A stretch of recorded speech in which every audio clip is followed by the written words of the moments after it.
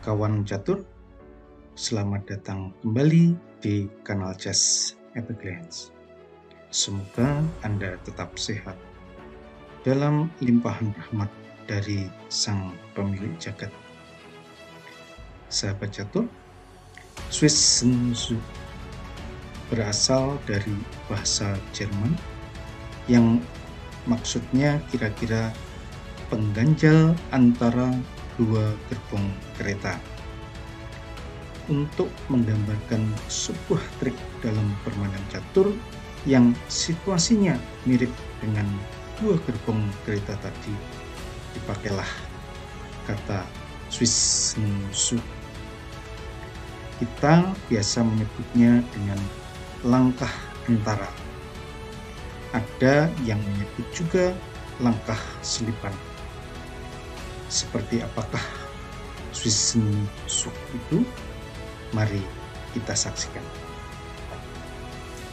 Diagram pertama diambil dari partai Gerhard Hertneck versus Vakanian turnamen Bundesliga 1992.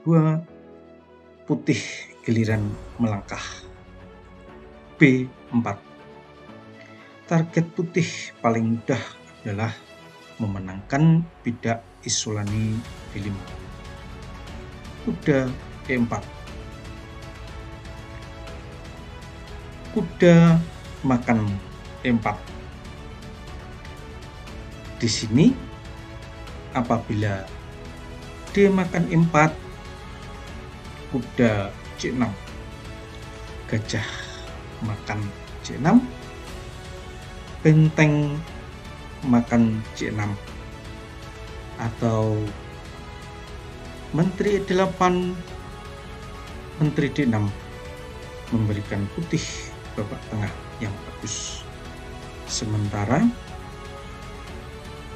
menteri makan D1, benteng F makan D1 dilanjutkan dengan benteng D7 atau gajah makan E4 akan memberikan permainan akhir yang menyenangkan bagi putih.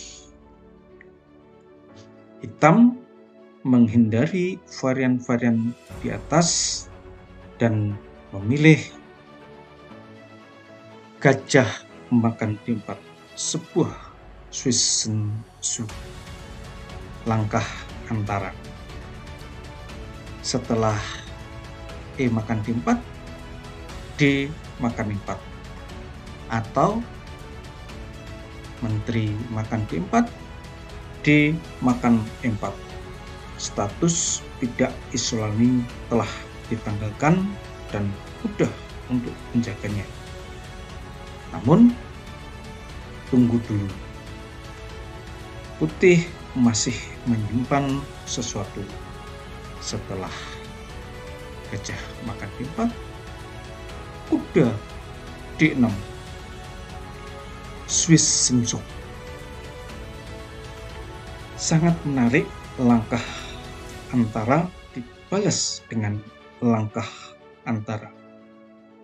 Putih memberi dua pilihan kepada hitam. Yang pertama, menteri makan D6, menteri makan D4. Bidak D5 tetap menjadi bidak Isolani. Pilihan kedua, gajah A6, terjun dalam komplikasi yang mengerikan. Setelah menteri makan D4, gajah makan F1, gajah makan D5.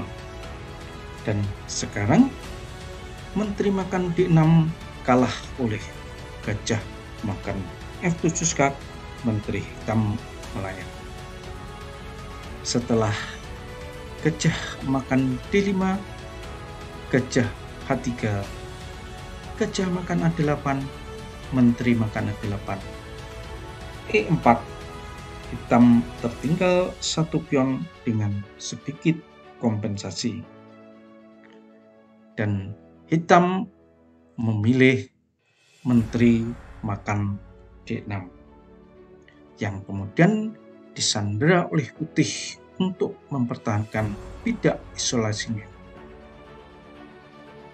Menteri makan D4, benteng A D8, benteng F D1, F5. Jika tidak, E4 akan datang. Meskipun akhirnya kalah juga setelah menteri B2, benteng F7, benteng D4, menteri E5, benteng CD1, disusul kemudian menteri D2. Diagram 2 diambil dari partai Judith Polgar versus Sylvia Saleh, Kyong-yos 1985, putih giliran melangkah. Dari jumlah materi, keduanya masih sama. Namun, hitam tertinggal dalam perkembangan dan koordinasi antar perwiranya kurang baik. Putih memanfaatkan situasi ini dengan menyiapkan Swiss-Zug, kuda F5. Jelas, E makan F5, menteri makan D5, menteri hitam melayang. Sementara menteri makan D1, trik Swiss-Zug berjalan. Kuda makan D7 skak, disusul kemudian dengan benteng A makan D1. Setelah langkah kuda F5, hitam menjawab dengan menteri D7. Sepertinya hitam panik dengan langkah tak terduga putih, hingga tidak merasakan bahaya sama sekali. Alternatif kuda C6 mungkin alternatif paling baik. Setelah menteri B7, menteri F3. Kini datang lagi Swiss-Zug yang jauh lebih dahsyat. Menteri hitam menggantung tanpa pegangan di B7, sementara benteng A8 juga terancam bila menteri beranjak pergi. Benteng A7, alternatif kuda C6 kalah oleh menteri makan C6, menteri makan C6, kuda makan 7 skak. Setelah benteng A7, kuda makan 7 skak. Alternatif menteri makan B7, benteng makan B7, kuda makan E7 skak, benteng makan E7, gajah C5, putih juga menang. Setelah kuda makan E7 skak, menteri makan E7, gajah makan A7, menteri makan A7 skak, raja 1, dan hitam menyerah beberapa langkah kemudian. Diagram 3 diambil dari partai Mikhail Tal versus Klaman USSR Championship Moskow tahun 1957, giliran putih melangkah. Putih telah mengorbankan satu perwiranya untuk membongkar barrier pelindung raja dan masih belum terbuka. Putih membongkarnya sekali lagi dengan mengorbankan kualitas benteng makan E7 skak. Raja makan E7. Barulah kini lajur E benar-benar terbuka dan posisi raja hitam menjadi lemah. Benteng E1 skak, raja D8. Jelas gajah E6 adalah sia-sia karena kuda makan inam, bangunan hitam langsung runtuh. Setelah raja D8, menteri H4 skak. F6, menteri H6, menteri A5. Rupanya hitam menggantungkan harapannya pada langkah ini. Hitam hanya memperhitungkan langkah menteri makan F8 skak yang salah. Setelah raja C7, menteri makan F6, putih akan kalah oleh B3, mengancam menteri makan A2 skakmat atau menteri makan S1 skakmat. Dan juga setelah